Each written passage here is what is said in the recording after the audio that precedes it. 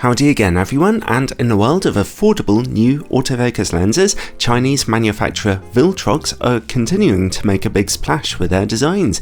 This time a new autofocus 85mm f1.4 Pro lens for full-frame mirrorless cameras. It's currently just available on Sony E-mount, although I'm sure other versions are probably on their way, and it costs $598 €669 or £569 here in the UK, which could be a very reasonable price. I'd like to thank Viltrox for sending me one of these lenses for testing, although as usual this is a totally independent review. They've had no input into the video at all. 85mm f1.4 optics are one of the favourite choices of portrait photographers, and for good reason.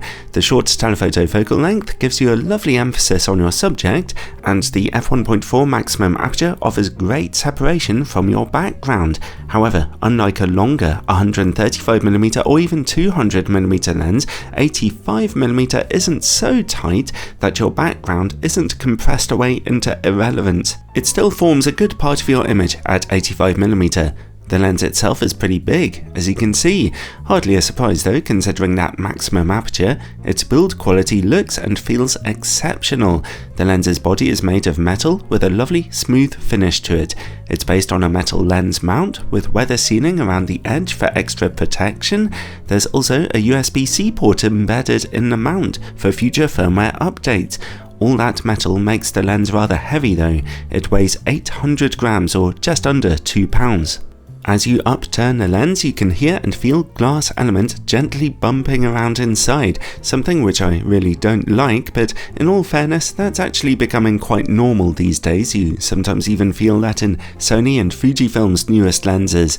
At the rear we find a nice aperture control ring which clicks at every third of an f-stop. It can also be set to turn smoothly, which can be useful for video makers.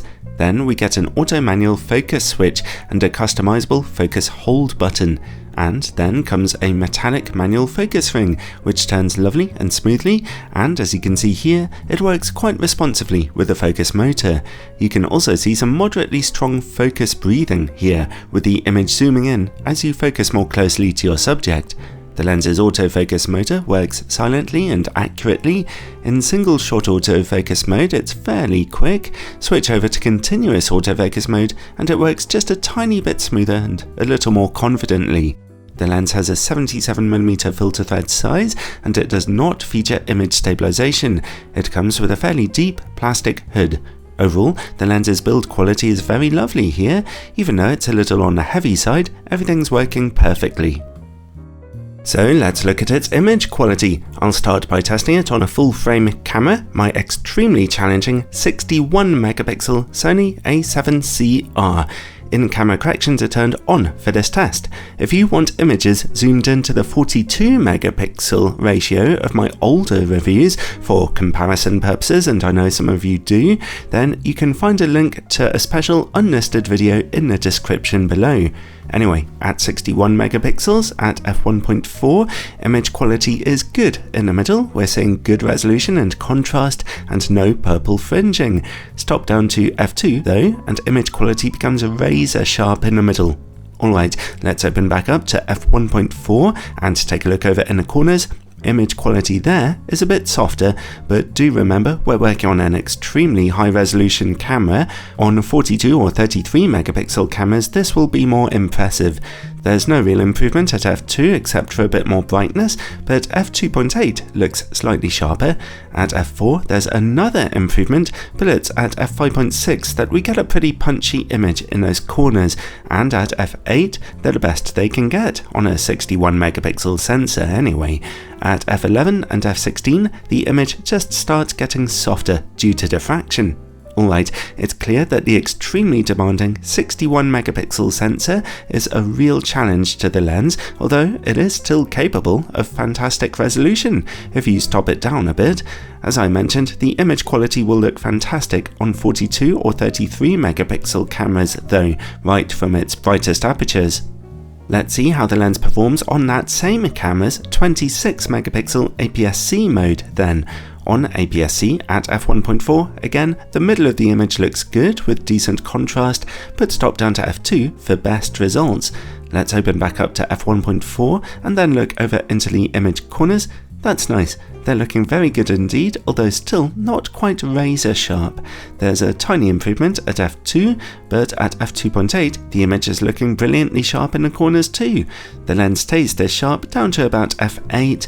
At f11 or darker though, we start to get softness from diffraction.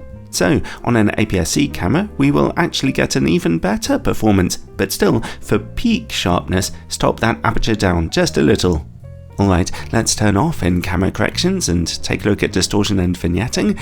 We see some negligible pincushion distortion here, but at f1.4 the corners are rather dark. At f2 and f2.8 though, those corners brighten up significantly, an averagely good performance here. The lens's minimum focus distance is 79 cm, so it's not going to be mistaken for a macro optic anytime soon. At f1.4, sharpness is still there, but unfortunately contrast bottoms out, and we see some clear blue colour fringing as well. Stop down to f2 for an improvement in contrast, but it's only at f2.8 that the colour fringing clears up, and we get perfect image quality again. So, if you're shooting up close, stop down. Let's see how the lens works against bright lights now. Flaring isn't too strong here. However, bright lights do tend to bring down your contrast, and even if you stop down your aperture a bit, you'll get reflections when bright lights are on the edge of your image. Perhaps some more internal flocking was needed inside the lens's body. This is a portrait lens, so let's take a look at the quality of its bokeh. Nice. Everything looks pretty smooth here, with specular highlights having a nice, clean internal structure to them. Cat's eye bokeh balls over in the image corners though. Finally, related to bokeh comes longitudinal chromatic aberration. It's hard to see at f1.4, but stop down to f2 and there's evidence of it. At f2.8 there's still a tiny bit of it there, but at f4 it's finally gone. Overall, the Viltrox lens tested well here. The 61 megapixel tests were quite a challenge for it, as they would be for any camera lens, but as I've said a couple of times now, on 42 or 33 megapixel cameras its images will look fantastic straight from the brightest apertures. And as I also mentioned, take a look in the description below for some test results at 42 megapixels in an unlisted video if you want to compare it with other lenses. Everything else about the lens is very good too, with nice contrast, soft bokeh and great build quality. The lens definitely represents good value for money, so I've got no hesitation at all in recommending it. Thanks for watching everyone. Viltrox are really killing it these days, right?